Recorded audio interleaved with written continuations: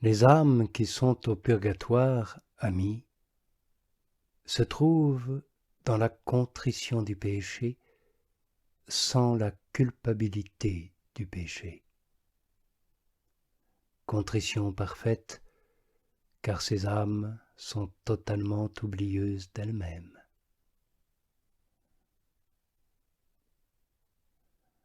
En conséquence, il n'y a pas d'obstacle entre la miséricorde du Seigneur et elles.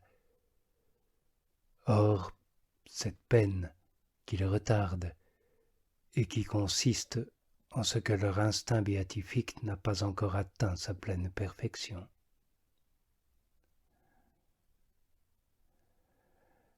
Voyant en toute certitude combien importe le moindre empêchement, voyant que la justice exige que leur attrait soit retardé, il leur naît au cœur un feu d'une violence extrême, qui pourrait ressembler à celui de l'enfer. Mais il est entre ces deux feux une différence profonde et totale. Le péché qui rend mauvaise la volonté des damnés de l'enfer n'existe pas dans les âmes qui sont au purgatoire. Aux âmes de l'enfer, Dieu ne fait point part de sa bonté. Ainsi demeurent-elles dans cette malice désespérée, opposées éternellement à la volonté de Dieu. On voit par là que cette opposition de la volonté mauvaise à la volonté de Dieu est cela même qui constitue le péché. Comme leur volonté s'obstine dans le mal, refusant la miséricorde, le péché aussi se maintient.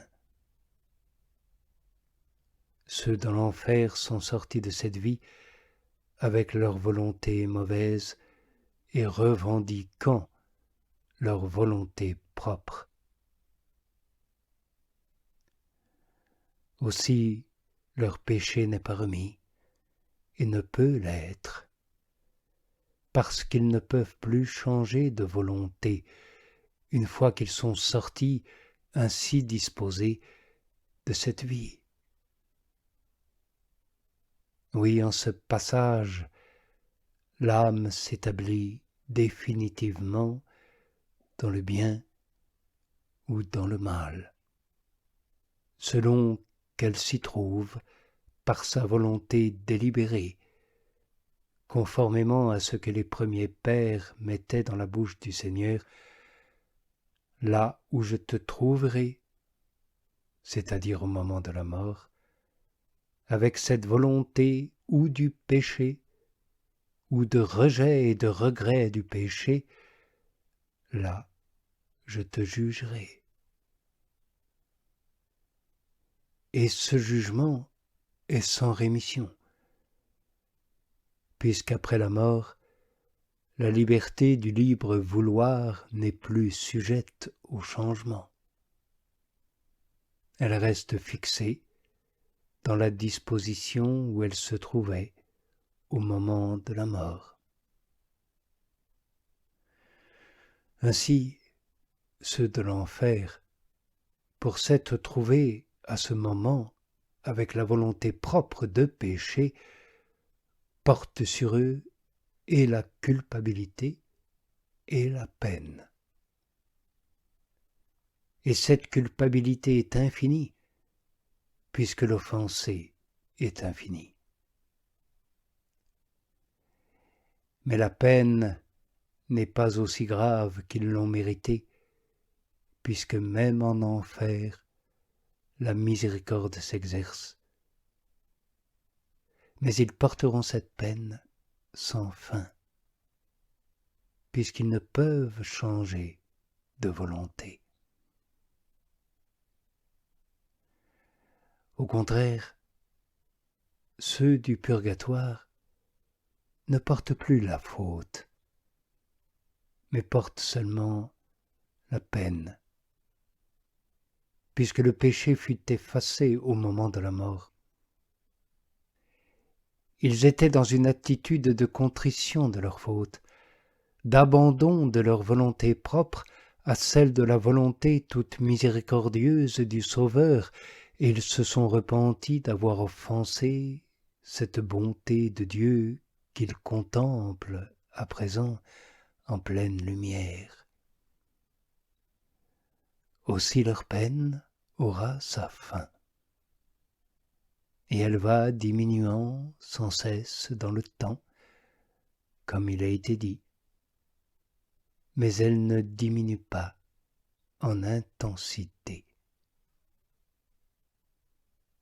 En outre, le châtiment éternel des damnés n'est pas infini en quantité. Il l'est en temps, mais non en intensité.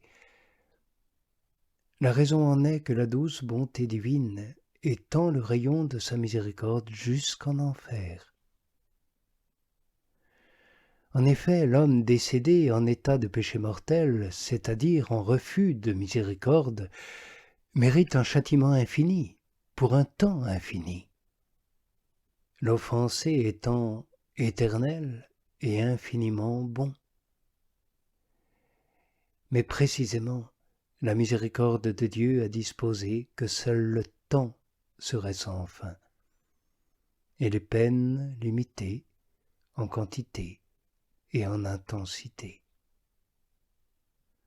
En toute justice, il aurait pu leur infliger une peine plus grande qu'il ne fait, mais sa miséricorde est elle-même infinie et prend le pas sur sa justice. Oh, si nous pouvions avoir, amis, pleine conscience du danger extrême que représente le péché commis par mauvais vouloir. C'est à grand-peine que l'homme s'en repent. Et tant qu'il n'a pas de repentir, le péché demeure, et ce péché continue, aussi longtemps que l'homme reste dans la volonté du péché qu'il a commis, ou dans celle de le commettre.